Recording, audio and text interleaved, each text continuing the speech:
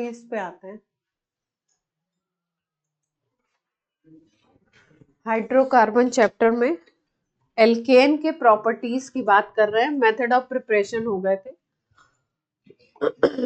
तो आज हम लोग क्या डिस्कस कर रहे हैं? Properties of alkene. तो इसमें सबसे पहले हम लोग डिस्कस करेंगे फिजिकल प्रॉपर्टी। किसका डिस्कशन होगा? Physical properties. फिजिकल प्रॉपर्टीज में सबसे पहले बात करेंगे फिजिकल स्टेट की कि कैसी इनके स्टेट होगी। एल्केन जो होते हैं वो किस फिजिकल स्टेट में होंगे, किस कार्बन नंबर से किस कार्बन नंबर तक फिजिकल स्टेट क्या रहने वाली है। ठीक है, तो नोट करिए, याद रखना है, नोट करने वाला पॉइंट है।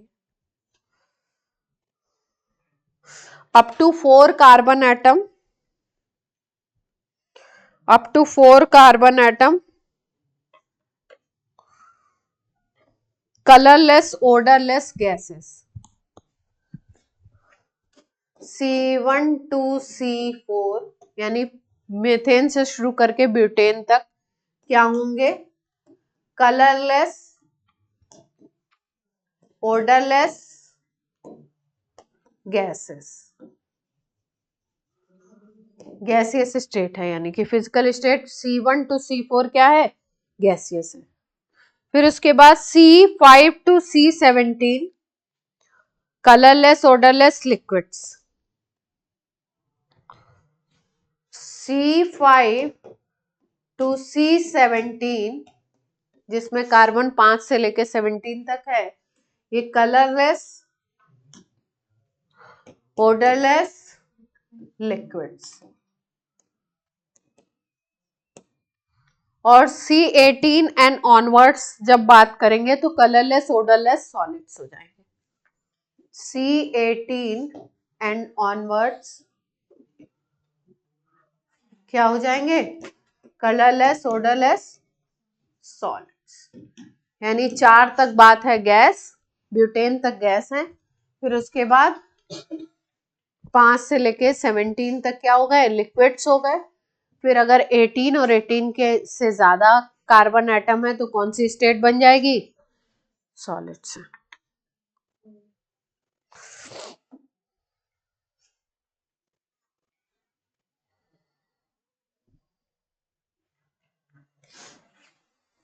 फर्स्ट पॉइंट था फिजिकल स्टेट, इसमें नंबर याद रखना है, कहां से कहां तक गैसेस, कहां से कहां तक लिक्विड और कहां से कहां तक। डेंसिटी की अगर बात करो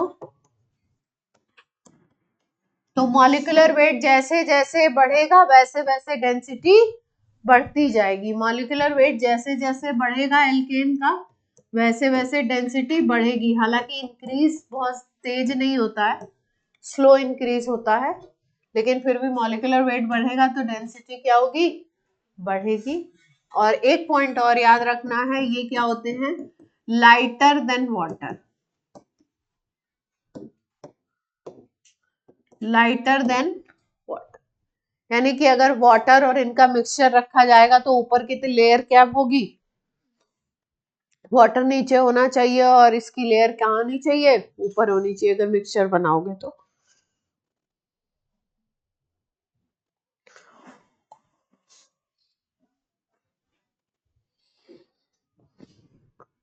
कार्बन की लंबी लंबी चेन वाले कंपाउंड या ऑर्गेनिक कंपाउंड ज्यादातर ऐसे होते हैं जिनमें पोलैरिटी ना हो, है ना। ये कार्बन और हाइड्रोजन से केवल बने हुए होते हैं। ऑक्सीजन, नाइट्रोजन, सल्फर, फ्लोरीन जो इलेक्ट्रोनेगेटिव एटम होते हैं, इस तरीके के एटम तो इसमें है नहीं, केवल कार्बन और हाइड्रोजन है एल्केन में। तो ये इनमें पोल्स डेवलप नहीं होते हैं, पॉजिटिव नेगेटिव चार्ज इस तरीके की कोई चीज होती नहीं है।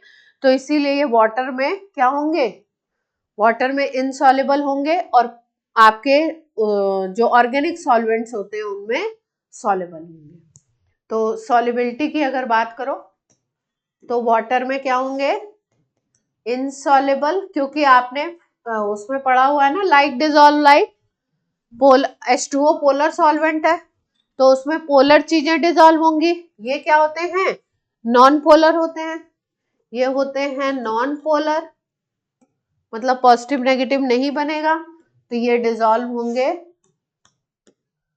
In organic solvent. Organic solvent जैसे CCl4,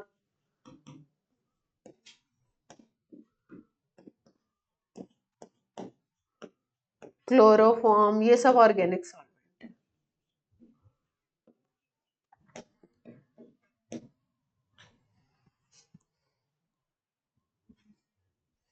ऑर्गेनिक सॉल्वेंट में डिसॉल्व होंगे, वाटर में क्या होंगे, इनसॉल्युबल। वाटर पोलर है।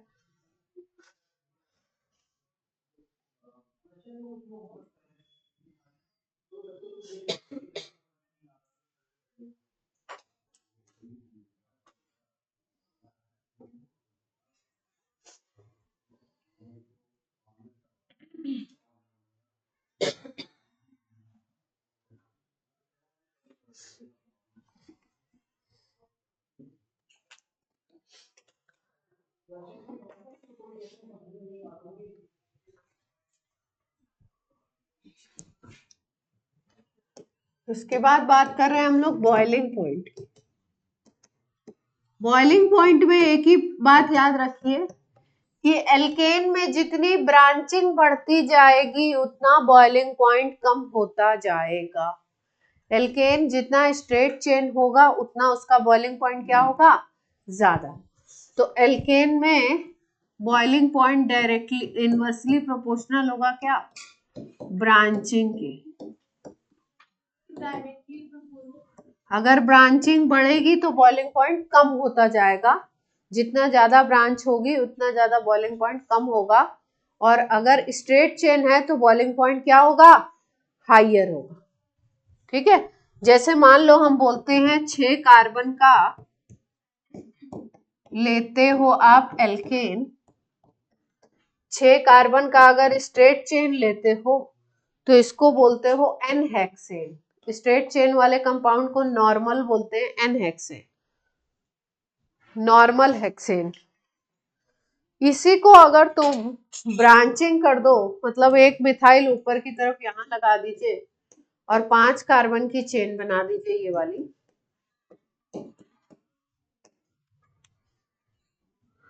तो इसको बोलते हैं आइसोहेक्सेन बोल सकते हैं।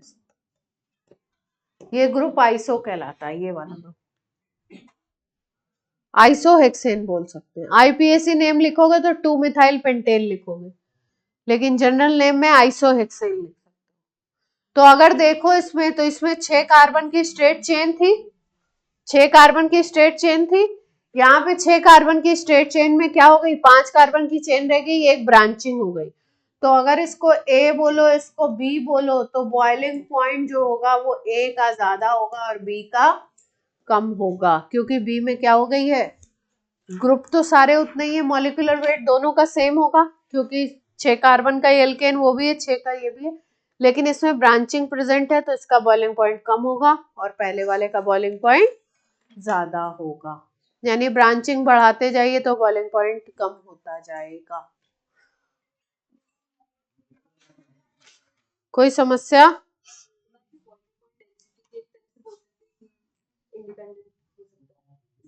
डेंसिटी के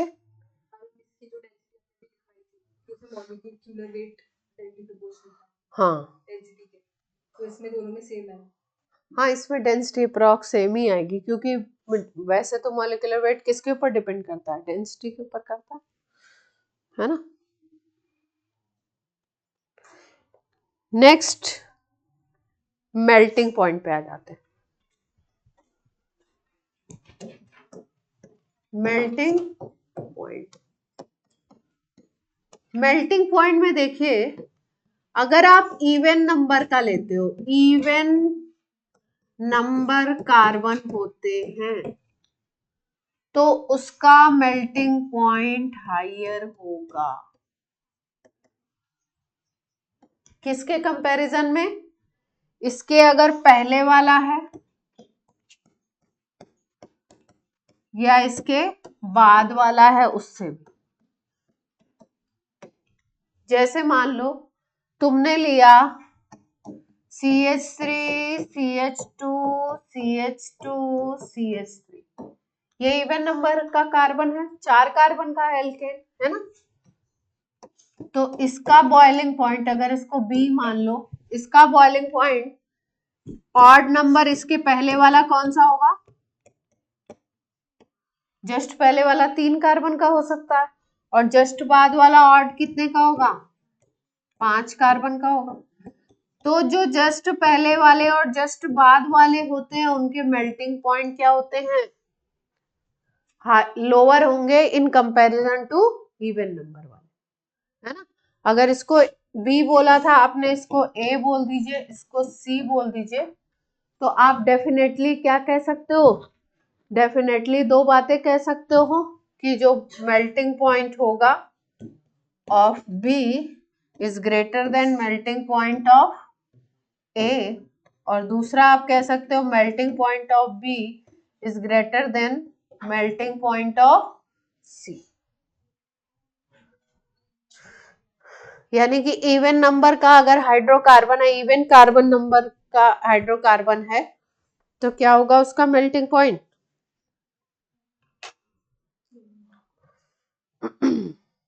ठीक है। इसको एक दूसरे तरीके से जस्टिफाई किया जाता है, वो सिखाते हैं आपको।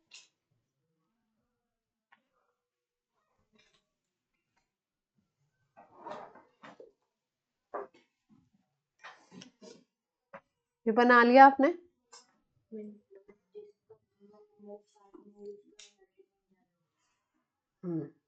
उसके पहले और बाद के ऑड से, उसके पहले और बाद के ऑड से, मतलब थोड़ा सा कंपैरेटिव होना चाहिए। ऐसा नहीं उसके पहले का मान लो एक ले रहे हो तुम 17 वाला और एक ले लो तुम 3 वाला, तो ऑब्वियस सी बात है मॉलिक्यूलर वेट 3 वाले में बहुत ही ज्यादा कम हो जाएगा, तो वहां पे कंपैरिजन नहीं है, जस्ट आगे और पीछे वाले से कंपेयर कर रहे हैं,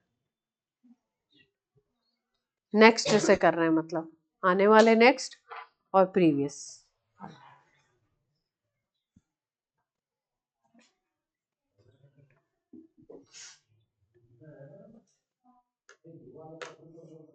हो गया।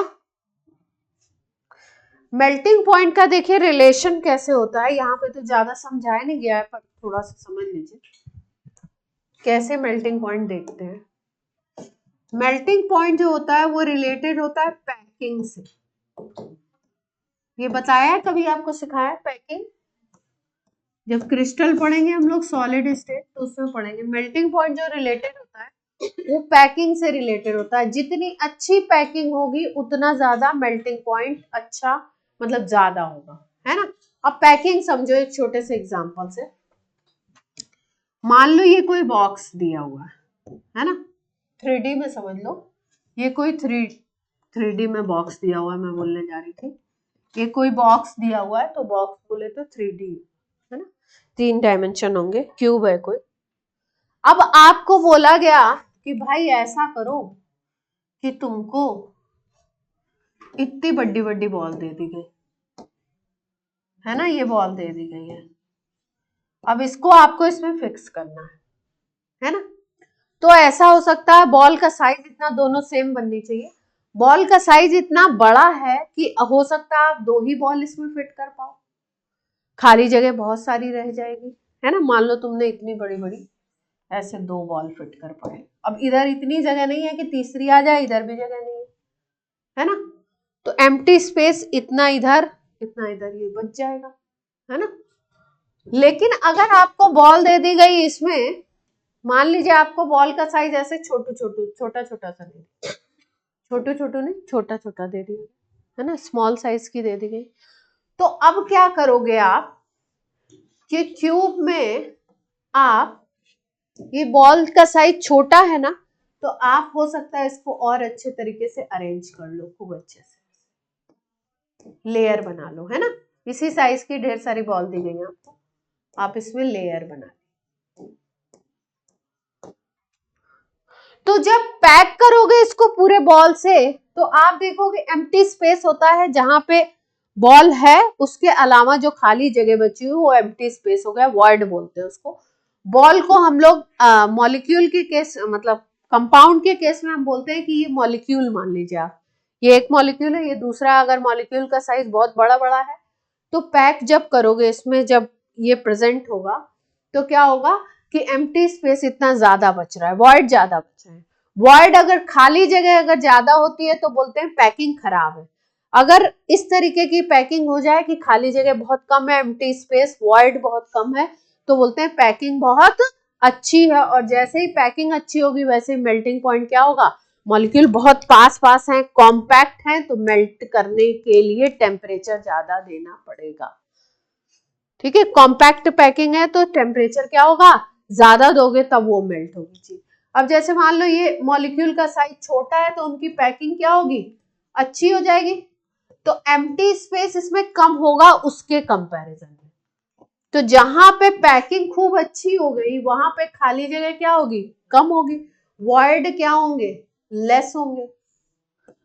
और यहाँ पे वॉइड क्या होंगे, खूब ज्यादा है। तो जहां पे वॉइड ज्यादा है, खाली जगह ज्यादा है, वहां पे पैकिंग अच्छी नहीं बोली जाती, मॉलिक्यूल अच्छे तरीके से पैक नहीं। और जहां पे वॉइड कम है वहां पे बोलेंगे क्या, पैकिंग खूब अच्छी है ना। तो ये हो गई, वॉइड लेस है लेकिन पैकिंग क्या हो गई, अच्छी हो गई। और यहाँ पे वॉइड ज्यादा है, खाली जगह ज्यादा है, तो यहाँ पे पैकिंग को क्या बोलोगे, पुअर बोलोगे। तो ऐसी जगह जहां पे पैकिंग ज्यादा अच्छी होती है वहां मेल्टिंग पॉइंट क्या होता है, ज्यादा होता है। पैकिंग का मतलब यही है, मॉलिक्यूल का साइज किस तरीके का है। मॉलिक्यूल को हमेशा हम लोग लेते हैं स्फेरिकल, यानी मॉलिक्यूल का वॉल्यूम हमेशा क्या लेना है, 4/3 पाई आर क्यूब, है ना। ये सब कैलकुलेशन में सॉलिड स्टेट में सीखेंगे। लेकिन अगर साइज छोटा है तो पैकिंग क्या होगी, अच्छी होगी। दूसरा पॉइंट देखते हैं इसमें पैकिंग में, ये नोट कर लिया आपने। अच्छा, दूसरा समझ लो फिर नोट कर लेना। देखो पैकिंग में एक और चीज देखते हैं। जैसे मान लीजिए आप कि एक मॉलिक्यूल है इस साइज का, ऐसा इसका शेप है,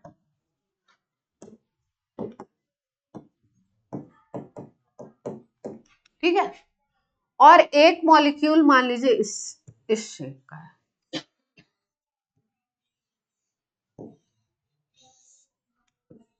इस शेप का ऐसा है, कॉम्प्लिकेटेड स्ट्रक्चर है ना। तो अब देखो अगर किसी क्यूब में आपको फिक्स करना है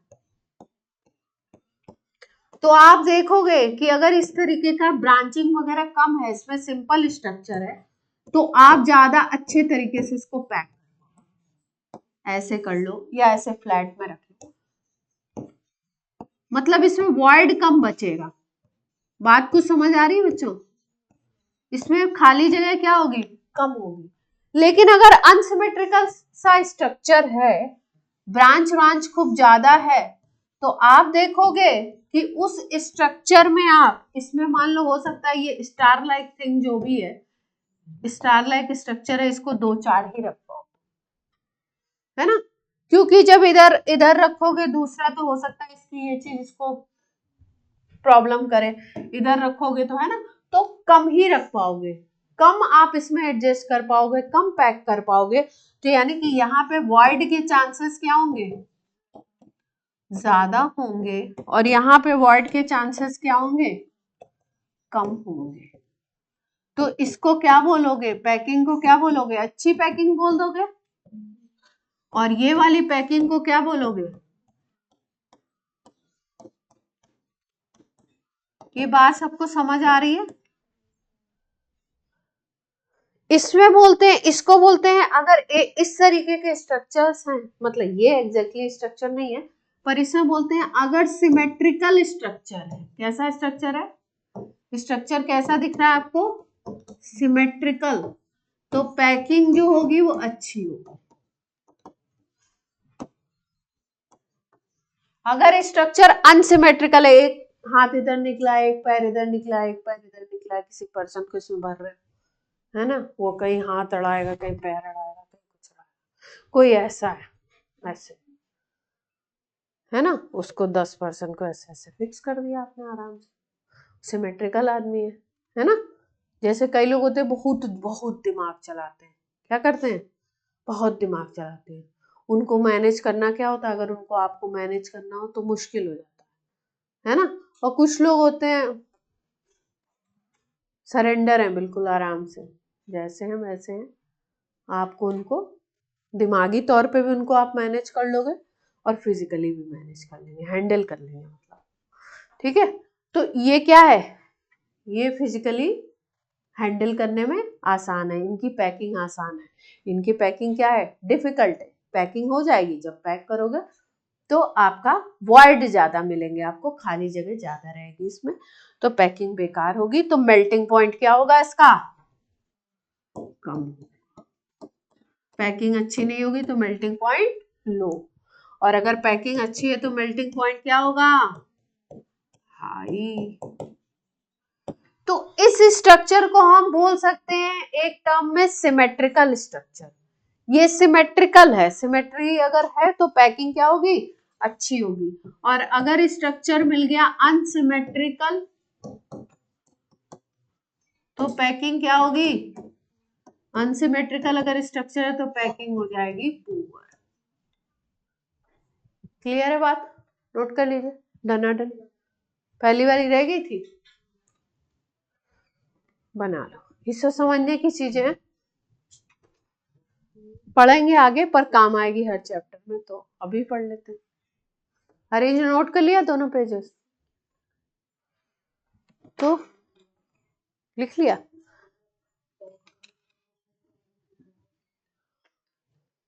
ये डायग्राम नहीं बनाया, ये भूल जाएंगे, बना लीजिए।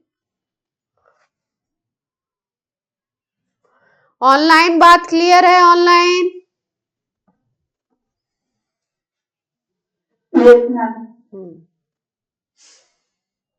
बाकी लोगों को क्लियर नहीं है,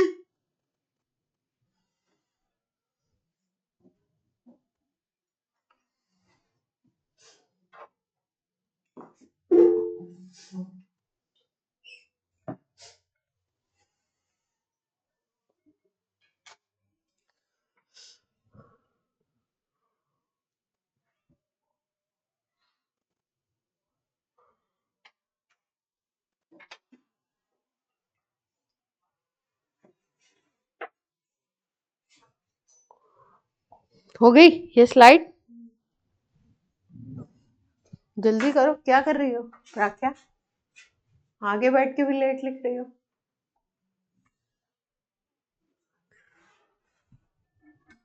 स्पीड नहीं है तुम लोगों में, स्पीड बनो भाई। गौरांगी स्पीड लाओ, क्या है, कैसे करेंगे ऐसे, भाई वाले बच्चे बहुत तेज होते हैं, आपको पता है, क्वेश्चन ऐसे ऐसे करके निकाल ले जाते हैं, तब सही आंसर पर पहुंच जाते हैं, उनकी पारखी नजर बहुत तेज होती है। जल्दी बनाओ गोलू, भरो मॉलिक्यूल भरो उसमें, मेरी बातों में ना खोइए।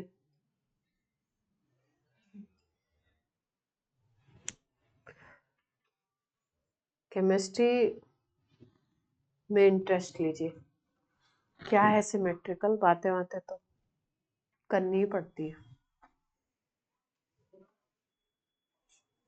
ये वाली स्लाइड कंप्लीट करो, एक दोनों में एक ही सी बातें हैं, जैसा आपको समझ आए वैसा कर लीजिए। समझ आ रहा है तो ये स्लाइड लिखने की जरूरत नहीं है, सिमेट्रिकल अनसिमेट्रिकल वाली लाइन करके चल सकता है।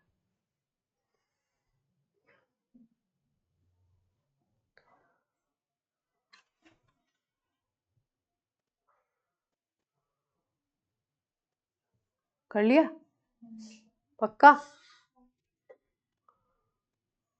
अक्षिता आजकल एडवांस चल रही है, तुम लोग पीछे, जल्दी करो, हो गया।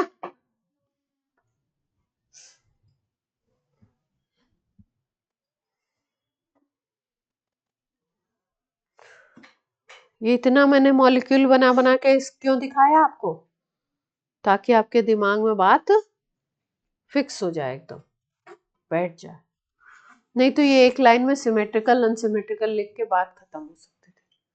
एक ही स्लाइड पे कहानी खत्म। ठीक है, सिमेट्रिकल अनसिमेट्रिकल समझ लो थोड़ा सा। अब आ जाते हैं असली कहानी पे। देखो, जैसे मान लो इस तरीके से कार्बन खींचे, कितने कार्बन हो गए? 6 हुए, है ना? तो इवन नंबर है ना? इवन नंबर है। अगर देखो तो एक फ्री एंड इधर है और एक फ्री एंड क्या है? इधर है। ठीक है, ऐसे। दूसरा देखिए, दूसरा बना,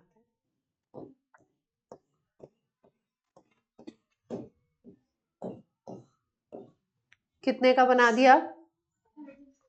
7 का बना दिया, 8 का तो नहीं है। एक फ्री एंड इधर है और एक फ्री एंड क्या हो गया? ठीक है, अगर अपोजिट साइड में सेम चीजें दिखती हैं तो स्ट्रक्चर सिमेट्रिकल बनता है। अपोजिट साइड में सेम सी चीजें दिखती हैं तो स्ट्रक्चर कैसा होता है? सिमेट्रिकल होता है। कुछ इधर है कुछ इधर है, अपोजिट में हो गया, सेम स्ट्रक्चर है तो सिमेट्रिकल हो गया। कुछ इधर है कुछ इधर है तो सेम सिमेट्रिकल हो गया। लेकिन अगर दोनों ऐसे हैं तो क्या हो गया? अनसिमेट्रिकल। दोनों ऐसे ऊपर हैं तो क्या हो गया? अनसिमेट्रिकल। तो यहाँ पे जैसे ही आप ऑड नंबर लेते हो, स्ट्रक्चर क्या हो रहा है? दोनों ये पोल इधर नीचे की तरफ आ रहा है तो कैसा स्ट्रक्चर बन जाएगा यार? अनसिमेट्रिकल। इवन वाले को बोलेंगे कैसा? सिमेट्रिकल। और ऑड वाले को कैसा बोलेंगे? अनसिमेट्रिकल। अभी अभी आपको सिखाया, अनसिमेट्रिकल जो मॉलिक्यूल होगा उसको पैक करने में क्या होगा? खाली जगह ज्यादा मिलेगी। और सिमेट्रिकल जो मॉलिक्यूल होगा जब उसको पैक किया जाए, मतलब उसकी जब पैकिंग होगी तो खाली जगह कम मिलेगी। तो इसीलिए इवन वाले में मेल्टिंग पॉइंट क्या होता है? हाई होगा। और ऑड वाले में क्या होगा? मेल्टिंग पॉइंट लो। सिमेट्रिकल स्ट्रक्चर में मेल्टिंग पॉइंट हाई होगा, अच्छी पैकिंग होती है। और इसमें मेल्टिंग पॉइंट क्या होगा?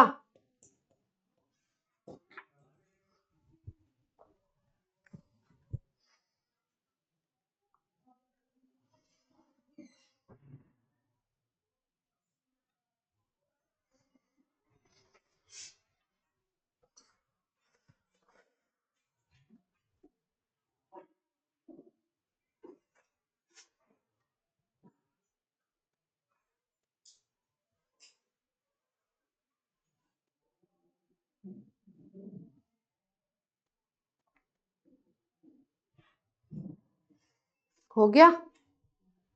केमिकल प्रॉपर्टीज पे आ जाते हैं धनाधन।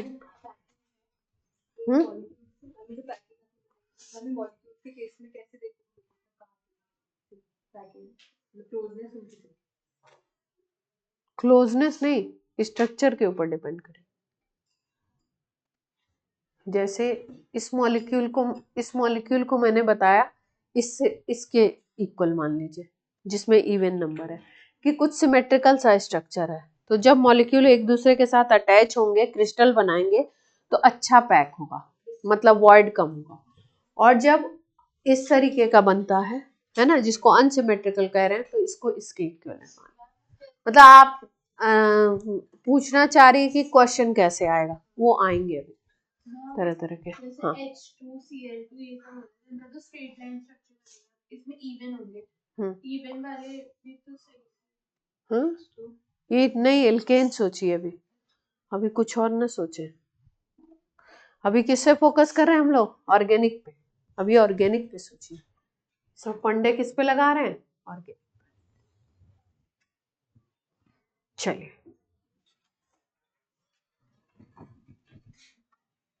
जैसे मान लीजिए अभी जो क्या अक्षिता क्या बात कह रही थी, जैसे मान लो ये वाटर है ना? तो ये अपने को पता है वी या बेंट शेप होता है। इसको अगर पैक होना है आइस के क्रिस्टल में, वी या बेंट शेप होता है। या SO2 है, SO2 भी इस तरीके की शेप की होती है ना? लेकिन अगर CO2 है, CO2 भी आपकी ट्राई एटॉमिक है, लेकिन CO2 का स्ट्रक्चर लीनियर होता है। शेप कैसा होता है इसका? शेप लीनियर होता है। और SO2 का शेप कैसा होता है? वी शेप है। तो ऑब्वियसली वी शेप की चीज को अगर पैक करना है आपको, क्रिस्टल में तो दिक्कत आएगी। अगर इसको सॉलिड बनाते हो, क्रिस्टल बनाते हो, तो क्या होगा, पैकिंग उतनी अच्छी नहीं होगी जितनी आप लीनियर को पैक कर सकते हो। ऐसे पैक कर दो या ऐसे पैक कर दो, है ना, तो लीनियर की पैकिंग ज्यादा अच्छी हो जाएगी। जबकि ये भी ट्राई एटॉमिक है, ये भी ट्राई एटॉमिक है, इसमें भी दो इधर डबल बॉन्ड है, स्ट्रक्चर लगभग सेम सा दिख रहा है, सेम सा दिख रहा है, सेम नहीं है, सेम सा दिख रहा है। लेकिन आपका क्या है, यहाँ पे पैकिंग अच्छी होने के चांसेस दिखेंगे, यहाँ पे शेप वी हो गया, तो शेप मॉलिक्यूल का कैसा है उसके ऊपर चीजें डिपेंड करें। चलिए हेडिंग डालिए केमिकल प्रॉपर्टीज में। अब असली बात पे आ रहे हैं हम लोग।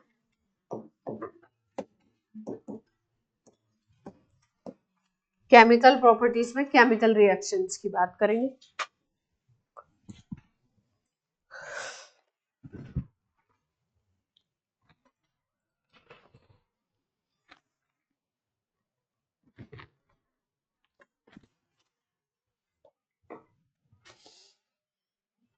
सबसे पहला है सब्स्टिट्यूशन रिएक्शन।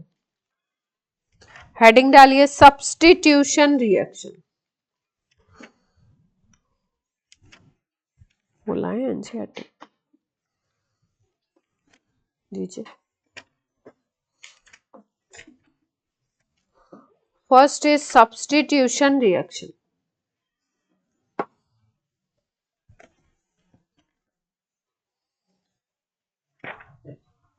इसमें कितने दिए?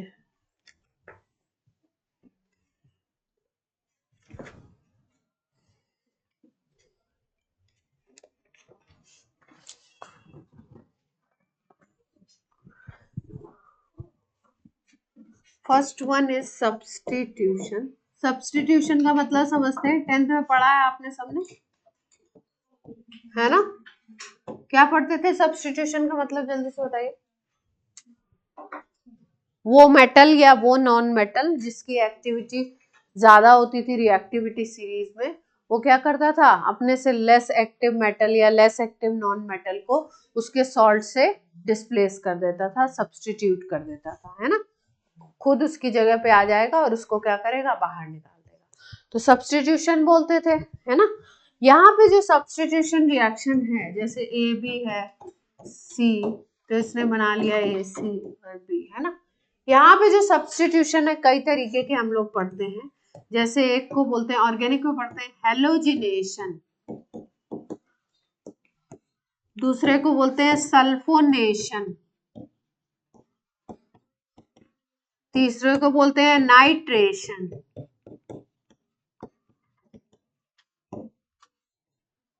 और भी सब्स्टिट्यूशन कई सारे पढ़ते हैं, जैसे फ्रीडल क्राफ्ट एल्काइलेशन पढ़ेंगे अभी, फ्रीडल क्राफ्ट एफसी लिखिएगा अभी, एसाइलेशन,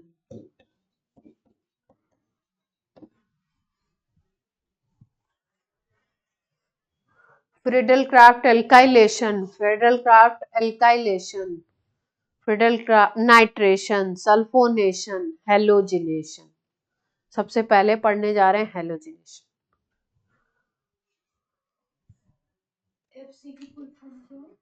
फ्रीडल क्राफ्ट्स, CRAFTS।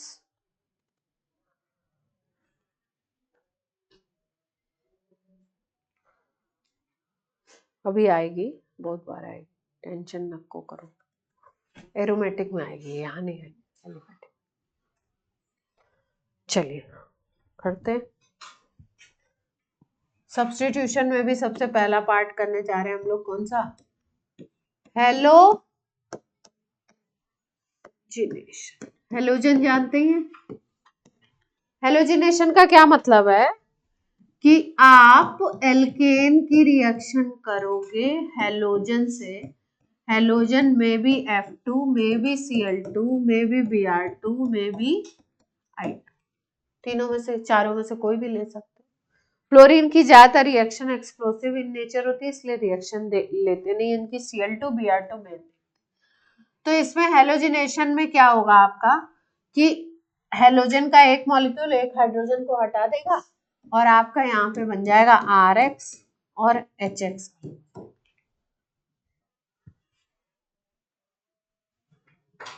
ठीक है, जैसे मान लो कि CH4 है, इसकी रिएक्शन Cl2 से हुई तो CH3Cl बन जाए और HCl अलग।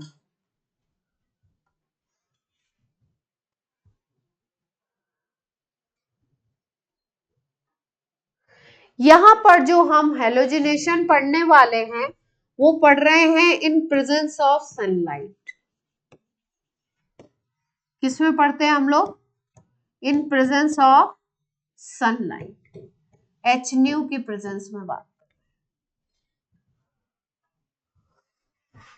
तो HNu की प्रेजेंस में रिएक्शन एक स्टेप में नहीं रुकता है, मल्टी स्टेप रिएक्शन होता है। कैसे होता है अगली स्लाइड पे बताते हैं।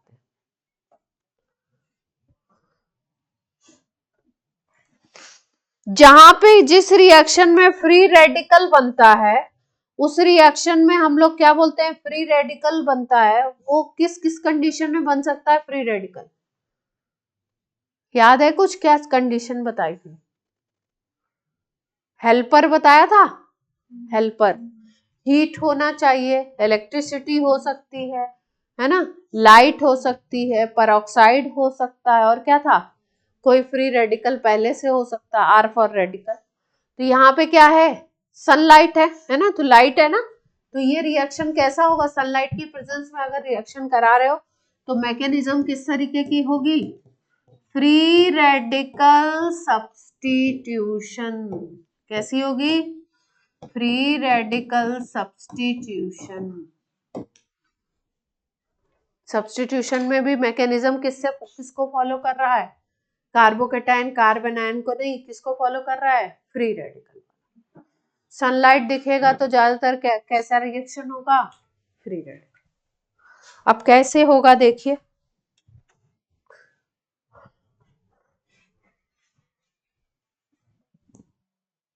कर लिया।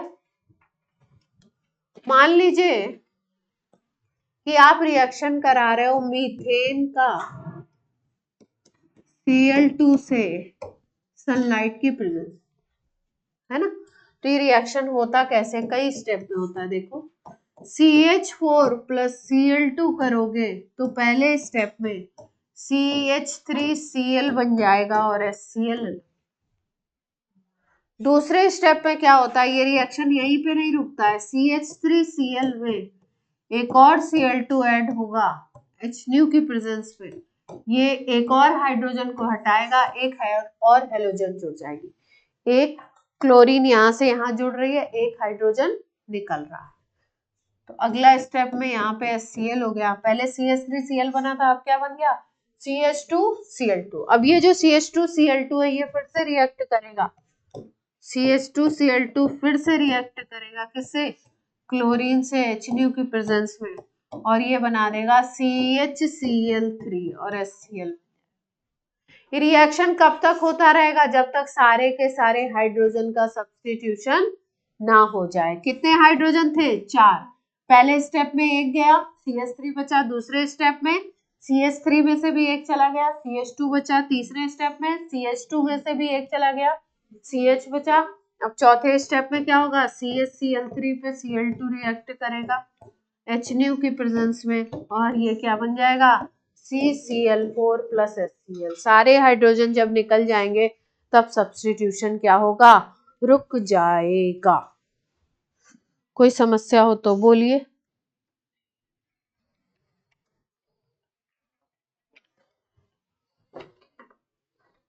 अगर एक हेलोजन एटम हटता है तो मोनो सब्स्टिट्यूशन, या अगर क्लोरीन है तो बोलेंगे मोनोक्लोरीनेशन।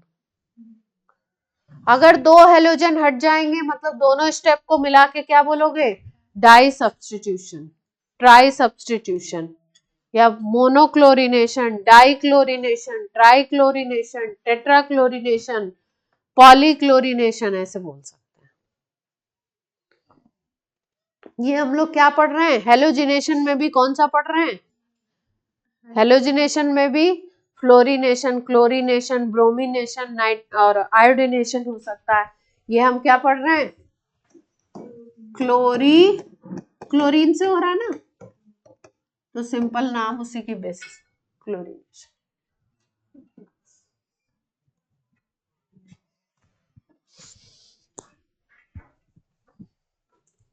नाम लिख लीजिए, इन सबके नाम जानने चाहिए। इसको बोलते हैं मीथेन, इसको बोलते हैं क्लोरोमीथेन, इसको बोलते हैं डाइक्लोरोमीथेन,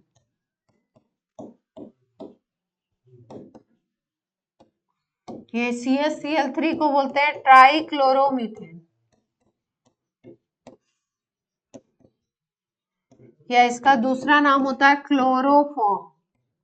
सुंघा दो तो बेहोश हो जाता है इंसान, है ना। पहले इसको एनेस्थेटिक के रूप में यूज किया जाता है। इसके कुछ ड्रॉबैक्स भी हैं, नुकसान है, इसलिए अब एनेस्थीसिया में दूसरे ड्रग्स यूज किए जाते हैं, दूसरी चीजें पहले यूज करते थे, है ना, पेशेंट्स को बेहोश करने के लिए। क्लोरोफॉर्म, CH-Cl3 को ट्राइक्लोरोमीथेन भी कहते हैं, और पॉपुलर नेम क्या है इसका, कमर्शियल मार्केट में किस नाम से मिलेगा, क्लोरोफॉर्म। ये हो गया टेट्राक्लोरो मीथेन, इसको पायरीन भी बोलते हैं, commercial name is pyrene. Fire extinguisher की तरह यूज होता है। ये कैसे यूज होता है, एनेस्थेटिक की तरह, बेहोश करने के लिए, और ये होता है फायर एक्सटिंग्विशर।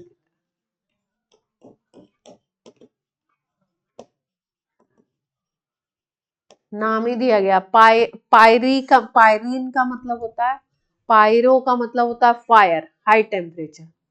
जैसे फिजिक्स में कहीं आपने पायरोमीटर सुना होगा या सुनेंगे, हाई टेम्परेचर मेजर करने के लिए शायद पायरोमीटर यूज किया जाता है। जैसे थर्मोमीटर होता है ना, तो थर्मोमीटर की एक रेंज होती है, जैसे पायरोमीटर हाई टेम्परेचर। ये हमने क्या पढ़ा, हेलोजिनेशन पढ़ा, किसकी प्रेजेंस में, सनलाइट की प्रेजेंस में। सब्स्टिट्यूशन एक बार हुआ, दोबारा हुआ, तिबारा हुआ, 4 बार हुआ। जितने जब तक हाइड्रोजन है मॉलिक्यूल में तब तक सब्स्टिट्यूशन होगा। यहाँ पे टेट्रा सब्स्टिट्यूशन तक चला, मोनोक्लोरिनेशन, डाई, ट्राई, टेट्रा, ठीक है। ये इसकी मैकेनिज्म नहीं है। मैकेनिज्म का मतलब होता है इलेक्ट्रॉन किधर से किधर जा रहा है, कोई प्रोडक्ट कैसे बन रहा है, वो दिखाना है, उसको बोलते हैं हम लोग मैकेनिज्म।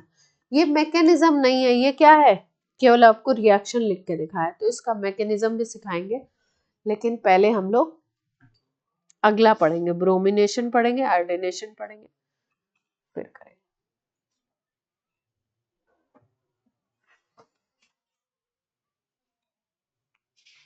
ठीक है, चलिए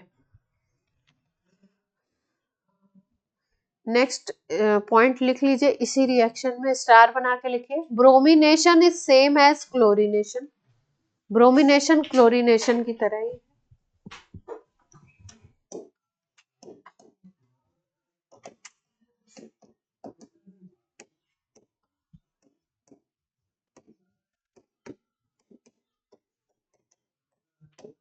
ब्रोमिनेशन क्लोरीनेशन की तरह ही है।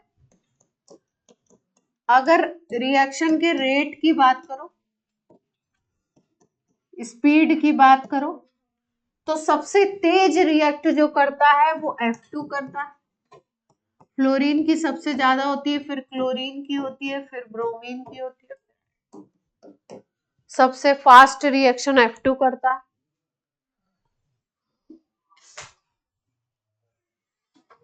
फिर क्लोरीन है, फिर ब्रोमीन है, फिर आयोडीन है।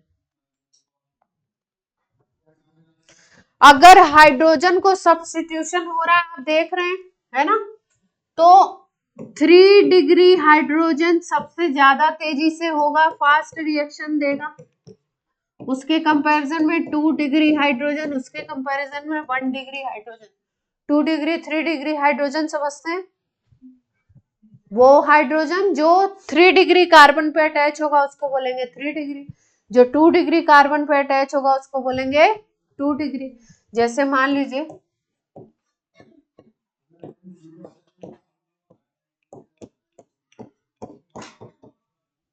ये हाइड्रोजन है, तो इस हाइड्रोजन को अगर देखो तो ये कार्बन किस कार्बन से अटैच है, 1 2 3 कार्बन इससे अटैच है, मतलब ये 3 डिग्री कार्बन हो गया, तो ये 3 डिग्री हाइड्रोजन हो गया।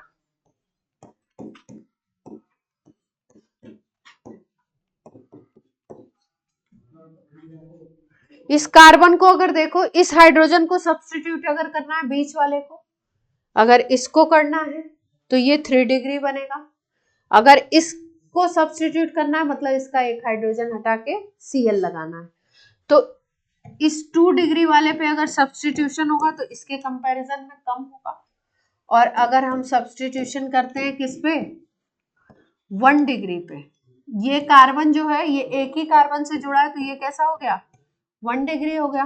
तो 1 डिग्री पे अगर सब्स्टिट्यूशन करोगे तो रेट सबसे कम होता है। रेट ऑफ रिएक्शन स्पीड होता है ना, स्पीड ऑफ रिएक्शन, तो सबसे फास्ट 3 डिग्री हाइड्रोजन हटता है, फिर उससे कम स्पीड 2 डिग्री हाइड्रोजन की होगी, फिर उससे भी कम स्पीड किसकी होगी, 3 डिग्री 1 डिग्री।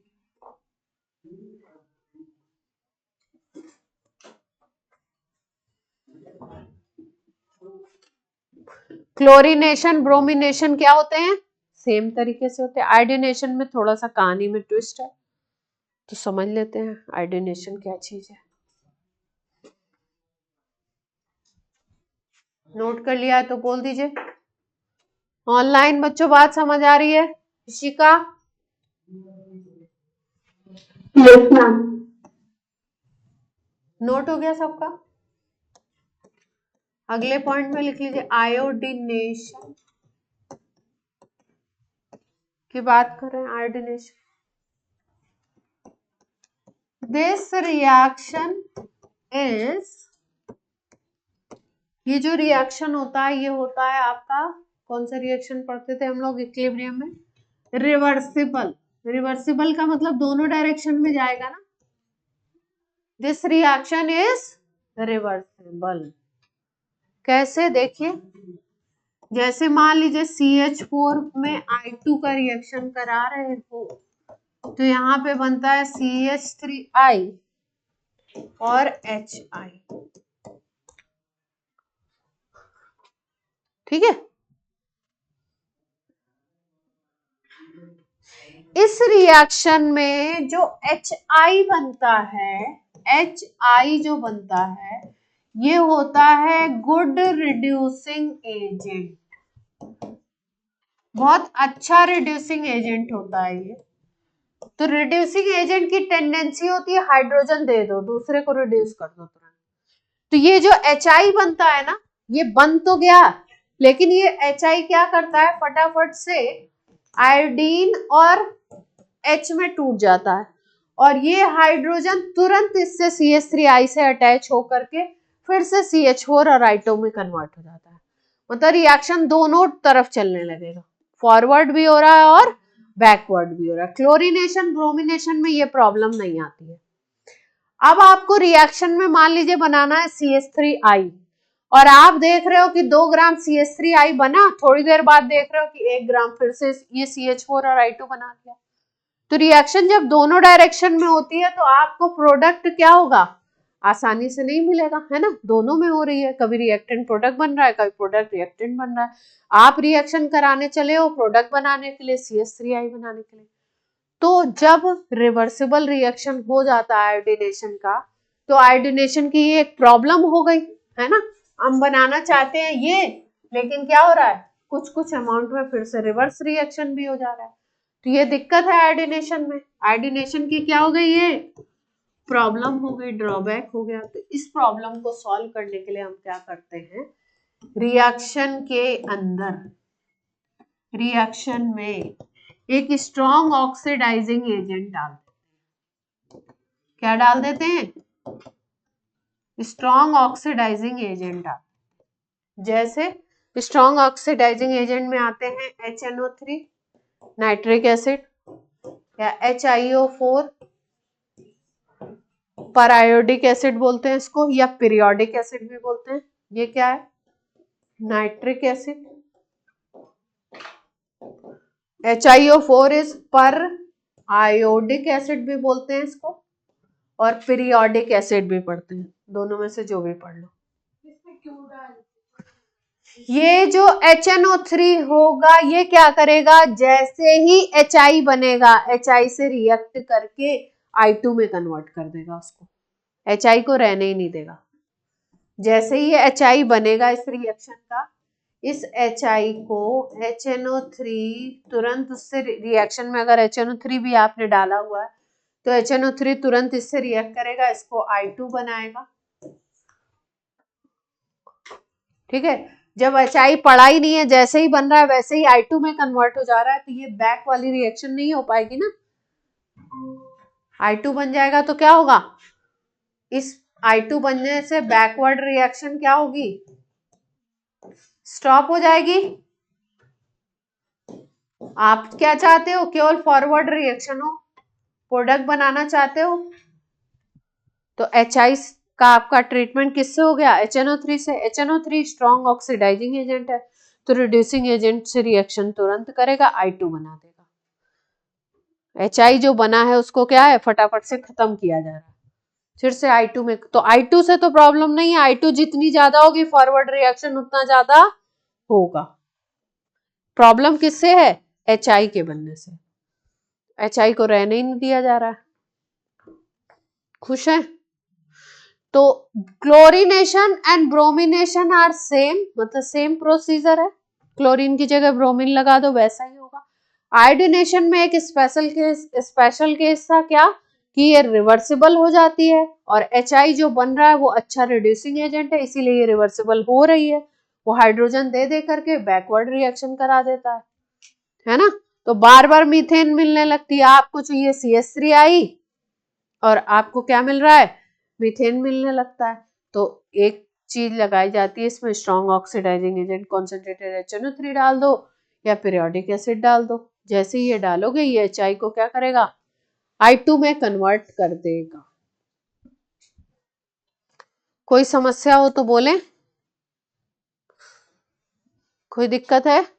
नहीं तो इसका मैकेनिज्म सिखा दें टनाटन जल्दी से। मैकेनिज्म सीख लीजिए, बार बार आएगा, 12th में भी आएगा, लेकिन अभी सीख लीजिए, लगे हाथ इसका मैकेनिज्म खत्म करके हेलोजिनेशन खत्म कर।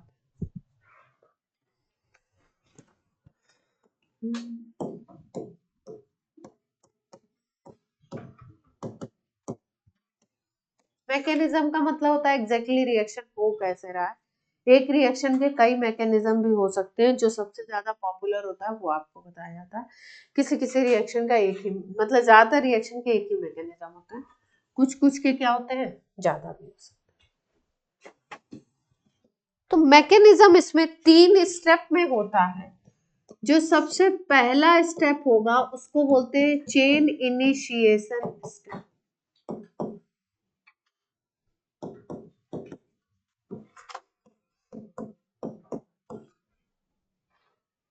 चेन इनिशिएशन स्टेप, कार्बन की चेन में इनिशिएशन कैसे होता है, शुरू कैसे होगा। दूसरा होता है चेन प्रोपोगेशन, मतलब रिएक्शन फिर आगे कैसे बढ़ रही है।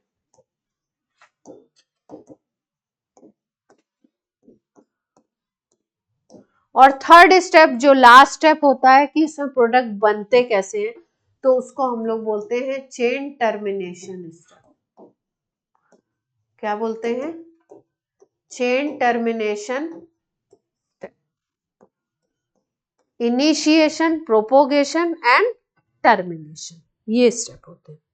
ठीक, तो इनिशिएशन में सबसे पहले क्या होगा, देखो रिएक्शन अपनी क्या है, RH के ऊपर मान लो Cl2 आ रहा है, RCl बन रहा है, HCl बन रहा है, यही रिएक्शन है ना। इसी की मैकेनिज्म, आगे और भी स्टेप है जो 4 स्टेप, उनकी मैकेनिज्म पढ़ने वाले हैं हम। तो पहले उसकी मैकेनिज्म, केवल इसकी पढ़ रहे हैं,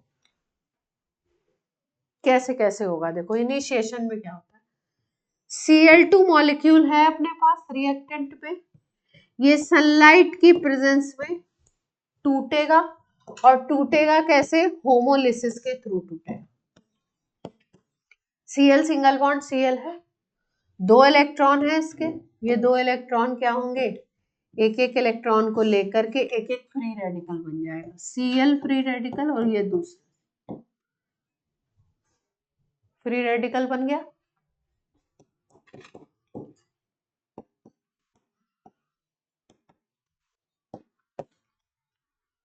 इसको बोलते हैं चेन इनिशिएशन स्टेप। नोट करते जाइए जल्दी जल्दी एक एक स्टेप।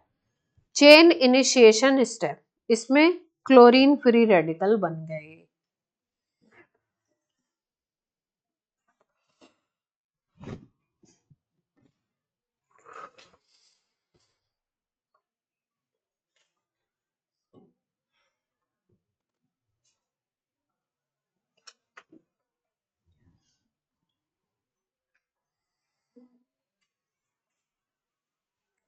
सबसे पहले Cl2 होमोलिसिस के थ्रू टूटा, ClCl फ्री रेडिकल बना लिया। अब ये Cl फ्री रेडिकल बहुत ज्यादा हाईली रिएक्टिव है, अब ये मीथेन के ऊपर अटैक करेगा, तब होगा आपका चेन प्रोपोगेशन स्टेप। जितने कार्बन के स्टेप होंगे वो सारे क्या कहलाएंगे?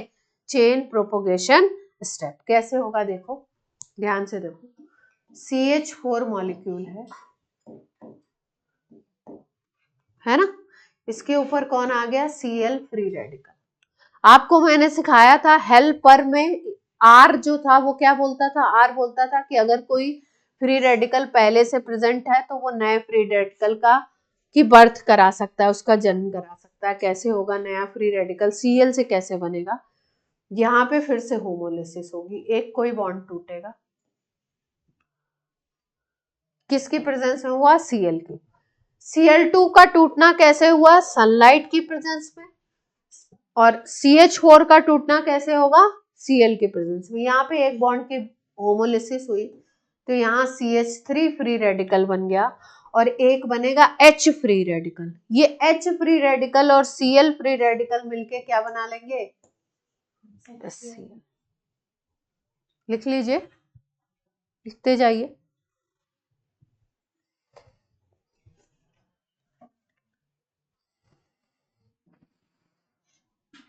चेन प्रोपोगेशन का ये पहला स्टेप था। दूसरे स्टेप पे आते हैं, प्रोपोगेशन।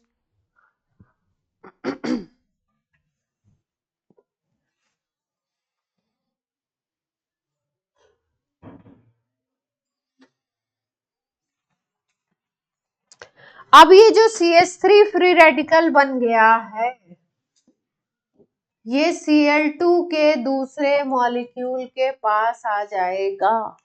एक Cl2 मॉलिक्यूल ने CH3 फ्री रेडिकल बनवाया था, अब ये क्या करेगा? अब ये Cl2 के एक ही मॉलिक्यूल तो होगा नहीं, कई होंगे, तो दूसरे मॉलिक्यूल के पास आ जाएगा। अब ये Cl2 में होमोलिसिस कराएगा। Cl2 में क्या होगी? होमोलिसिस।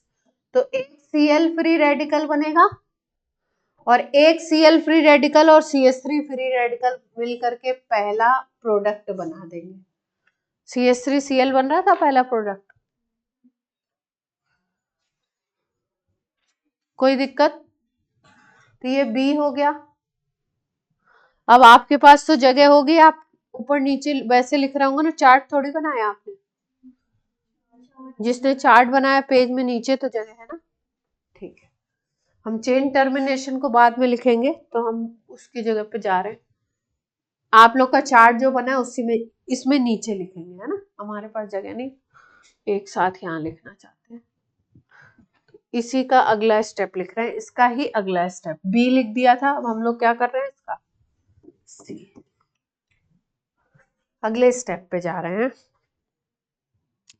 CH3Cl बनने के बाद Cl फ्री रेडिकल अब इस पे फिर से अटैक करेगा। ये CH3Cl है, इस पे कौन अटैक कर रहा है? अब Cl फ्री रेडिकल। अगले स्टेप,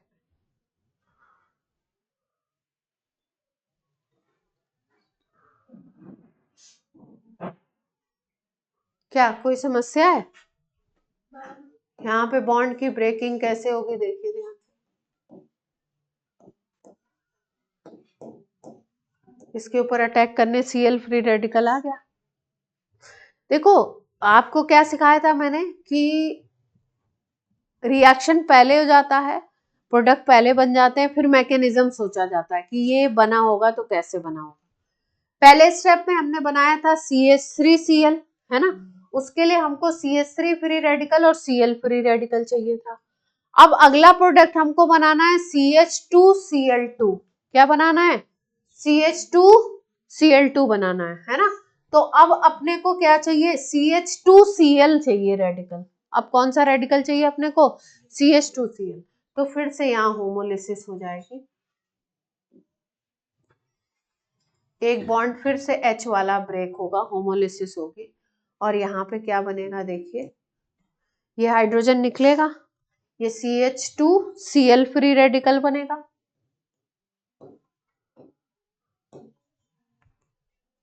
और ये हाइड्रोजन और ये मिलके क्या बना लेंगे? कोई समस्या? डी स्टेप में ये तो बनना नहीं था, CH2Cl तो बनना नहीं था, क्या बनना था? CH2Cl2। तो डी स्टेप में क्या होगा? ये फ्री रेडिकल Cl तो पड़ा ही हुआ, ये क्या बना लेगा?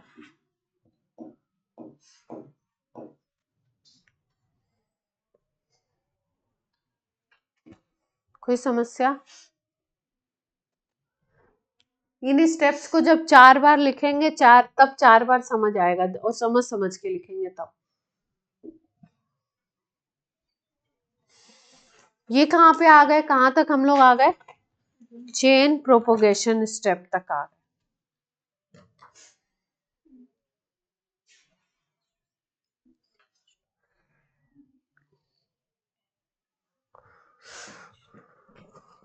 टर्मिनेशन पे आते हैं। प्रोपेगेशन में एक स्टेप और करा सकते हैं, CHCl3 बना लो इसी तरीके से, है ना। इसको CH2Cl2 पे फिर से अटैक, जैसे यहाँ CH3Cl पे अटैक कराए वैसे CH2Cl2 पे अटैक करा दो, फिर CHCl3 बन जाएगा, फिर उस CHCl3 पे अटैक करा दो तो क्या बन जाएगा? CCl4 बन जाएगा, है ना। ऐसे ही बनेगा ना।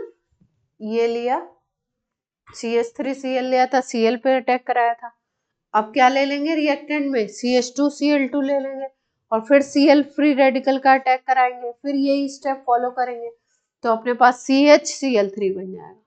फिर CHCl3 का हाइड्रोजन वाला बॉन्ड तोड़ेंगे, यही रिएक्शन कराएंगे CHCl3 वाला, तो अब लास्ट में क्या बनेगा अपने पास? CCl4 बन जाएगा। क्लियर हो रही है कुछ बात, या करके दिखाएं? हाँ, ये बन रहे हैं ना इतने सारे, Cl2 भी टूट रहा है, एक ही मॉलिक्यूल नहीं है ना, सब चल रही है साथ में, रिएक्शन बनते जा रहे हैं।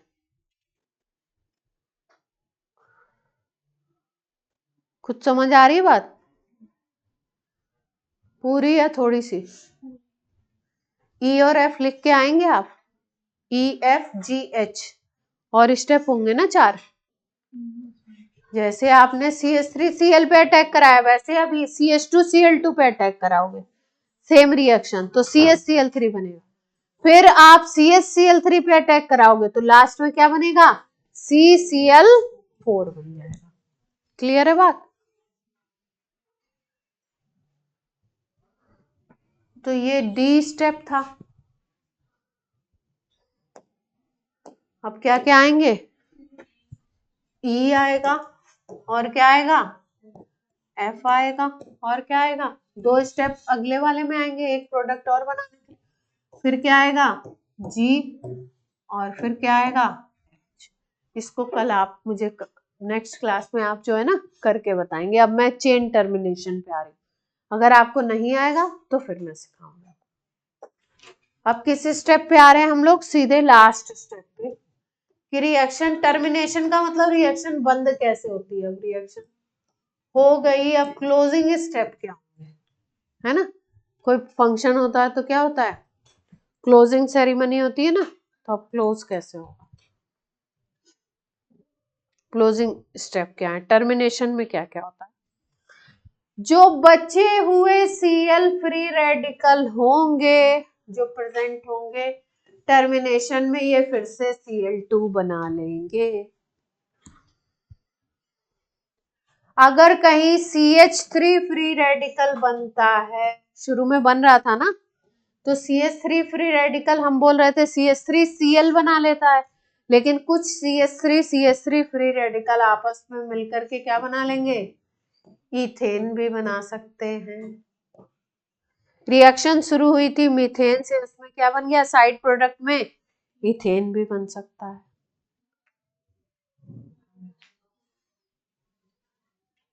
ठीक है, और क्या हो सकता है, ये वाला स्टेप वैसे हम लोग कर चुके हैं, CH3 और Cl ये फ्री रेडिकल मिलकर के CH3Cl, ये स्टेप हम लोग पहले भी कर चुके हैं। टर्मिनेशन में होता है जितने फ्री रेडिकल हैं वो आपस में अलग कॉम्बो बना के भी रिएक्शन कर सकते हैं। Cl जो फ्री रेडिकल बचे होंगे वो Cl2 बना लेंगे, CH3 फ्री रेडिकल मिलके आपस में CH3 सिंगल बॉन्ड बना लेंगे इथेन, और CH3 फ्री रेडिकल Cl से रिएक्ट करके क्या बना लेगा, CH3Cl। अब ये EFGH, किसी को बात समझ में आई है, कौन कौन से रिएक्शन करने हैं इसमें, वो करके लाने हैं आपको, है ना। टाइम क्या हो रहा है बोलिए, बज गए हैं। चलिए तो आज की क्लास कर देते हैं आप।